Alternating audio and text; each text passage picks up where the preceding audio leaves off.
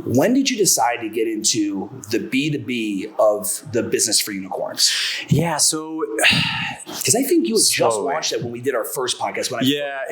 We first started. That was when we I would say we really started taking it seriously about 18 months ago, and then probably when we had our first podcast was incrementally taking more seriously than we had previously, right? So, MFF doing these crazy numbers, right? We're on the Inc. 500. We're getting covered in men's health, women's health, entrepreneur. People hear about us. And even for that, it's sort of purple cow. People are like, what the hell? So what happens is then I start getting invited to speak. And I had a career as a professional actor. I don't not know what I'm talking about. So I think I'm pretty proficient at holding people's attention, entertaining them, giving them content. That's the only place my life makes sense, is when there's hundreds of people looking at me. That is my ultimate flow state. That's my favorite place in the world. I was on the speaking circuit. So I started doing, and I've done most of the route, right? The fitness industry conferences.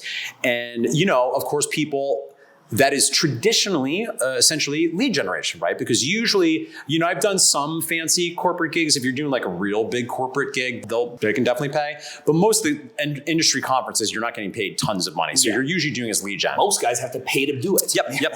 So I remember hearing around this time, this was 2015, maybe it started 2016. John Berardi did a bunch of talks before he had anything really to sell people. He was just I'm just going to talk to people. And I think he had some things to sell, but he was very intentional about I'm just going to hang out for a couple years. And very much even at the time I was I just want to give value for a while. I want to get to know people. I want to understand what their problems are.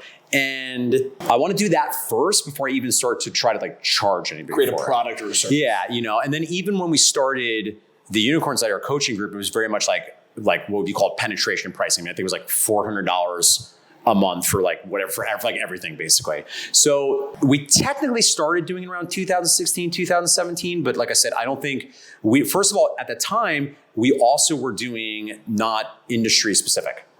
And half the clientele were ninjas, right? And we developed a weird base of people in the New York City real estate scene. I was teaching them about time management. And then my business partner, Michael, who now has a master's in organizational psychology from Columbia and is getting his doctorate in leadership and change management, he was doing really fancy corporate gigs sometimes with Fall in Our Laps, these big fat consulting things with retainers.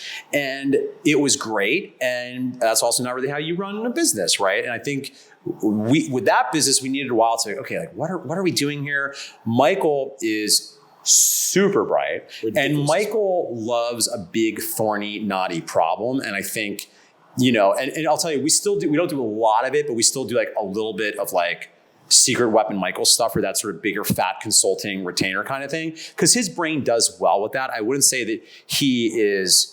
Yeah, I'll say this. He's under challenged by the challenges of running a gym because the businesses are not complicated. You and I know It's not complicated. There's only so many ways you're going to grow it. There's only so many marketing strategies. The sales script's only going to look so many ways. There's only so many pricing, number of people for whatever. There's not that much to learn. It'll take you a few years, but if you're all in, you'll learn it.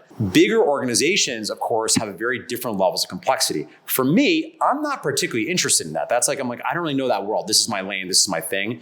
Michael is very interested in that. Right. So I think there was tension there, not a bad one, but we were just figuring out, what do we want to do here? Michael, are you going to do this? Or are you going to lose your mind if we're just doing brick and mortar training gym owners, which for me, with the marketer hat on, I'm we got to pick a lane, man. It's got to be the one thing. We do this thing. So all of that to say, to answer your question, it was probably about 18 months ago. We were okay, we're really going to focus on this and focus being all in on the gym industry and see where it goes. Because, and this is a thing that I have mixed feelings about because it's not lost on me, the explosion of the fitness guru over the past couple of years, because the reality is, I saw this come out 2.5 years ago. I was bet everybody that's even remotely competent that learns how to run a Facebook ad is going to start doing this as the extra thing. Also, because if you don't have a massive gym, for a lot of these guys are I'm making an extra $3,000 a month. How do I use this small sector of knowledge that I have and parlay that into more money? Yeah.